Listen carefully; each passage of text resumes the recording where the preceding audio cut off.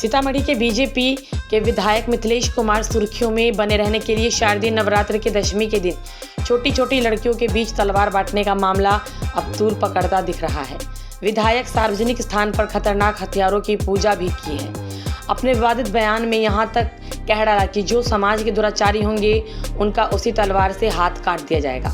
जिसके बाद पूर्व विधायक से राष्ट्रीय जनता दल के जिला अध्यक्ष सुनील कुशवाहा ने नाराजगी जाहिर करते हुए कहा, सस्ती लोकप्रियता बटोरना चाह रहे हैं और आपसी भाईचारा को बिगाड़ना चाह रहे हैं। उन्होंने कहा कि भारतीय जनता पार्टी आपस में लोगों को लड़ाकर फायदा उठाना चाह रही है। उन्होंने कहा कि लोग बहुत अच्छी तरह से समझ रहे हैं और सीतामढ़ी की जनता आने वाले विधानसभा चुनाव में सबक सिखाएगी और इनको नकारेगी।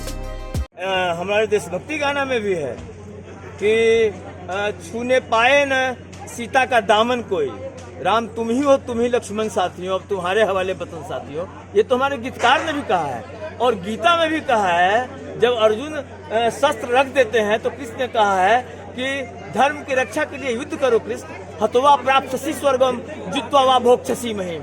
अगर युद्ध में जीतते हो तो धरती का भोग करोगे और धर्म युद्ध में अगर तुम्हारी हत्या होती है तो तुम्हें स्वर्ग प्रदान होगा। अभी आपने बोला कि गीता में अभी आपने थोड़ी देर पहले बोला कि दुराचारी जो होगा उसका हाथ काट देंगे।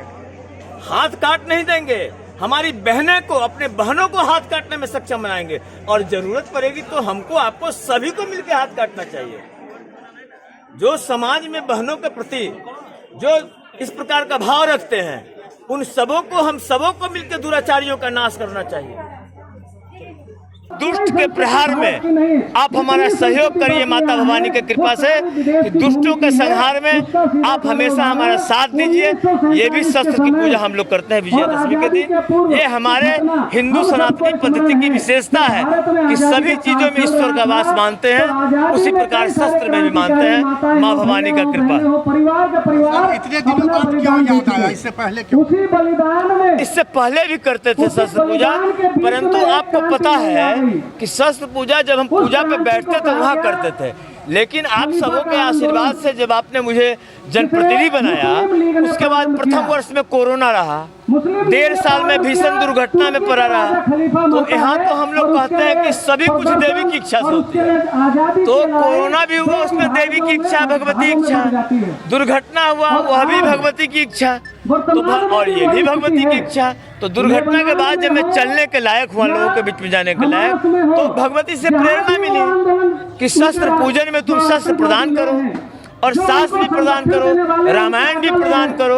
आने वाले नई पीढ़ियों में रामचरितमानस का जो उद्धरण है, राम का जो उद्धरण है, राम का जो चरित्र है, शत्रुघ्न का जो चरित्र है, माता कैकेयी का जो चरित्र है, तमाम समाज में कैसे राजधर्म कैसे, पिता धर्म कैसे, पुत्र धर्म कैसे, मातृधर्म कैसे, गुरु धर्म कैसे, ऋषि धर्म कैसे, जब जाते हैं पढ़ाई में तो उस समय वहाँ गुरुकुल का धर्म क्या है, सभी धर्मों के आचरण का उसमें चित्रण है और सभी का उदात्त चरित्र है। तो इसलिए रामायण बांटते हैं कि आने वाली पीढ़ियों अपने सनातनी पद्धति से जुड़ो और समझो कि हमारा सनातनी पद्धति विश्व अपनाने को तैयार है। तुम इधर उधर दिग्भ्रमित मत हो, अपने सनातनी पद्धति को अपनाओ और हमेशा प्रातः काल उठ के रघुनाथा गुरु मातु ना वही माथा, ये सारा रामायण में वर्णन है।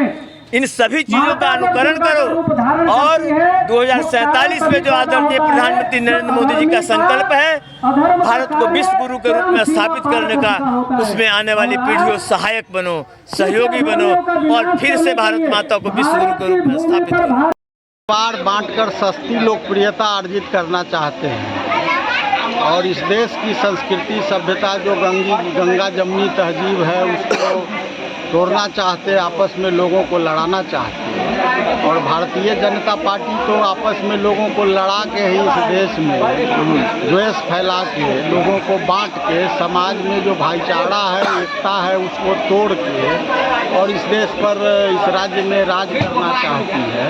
लेकिन जनता उनके मंसूबों को समझती है और जनता ऐसे लोगों को नकारती है। समाज में वैसे लोगों का बहिष्कार किया जा रहा है। सीतामढ़ी के विधायक द्वारा जिस तरह से तलवार बांटकर लोगों को, बहुत जगह लोगों ने विरोध भी किया है, इनका तलवार नहीं दिया है, इनको लोगों ने कहा है। और हम लोग तो समाज में प्यार और भाईचारा बांटते हैं, आपसी मिल्लत की बात करते हैं। कोई भी पर्व त्यौहार आदमी को एक साथ मिलकर रहने की शिक्षा देता है। समाज में जो नफरत की जो बात करने वाले लोग हैं, वैसे लोगों को इस राज्य की जनता, इस सीतामढ़ी की जनता नकारेगी और समय आने पर उनको सबक सिखाएगी।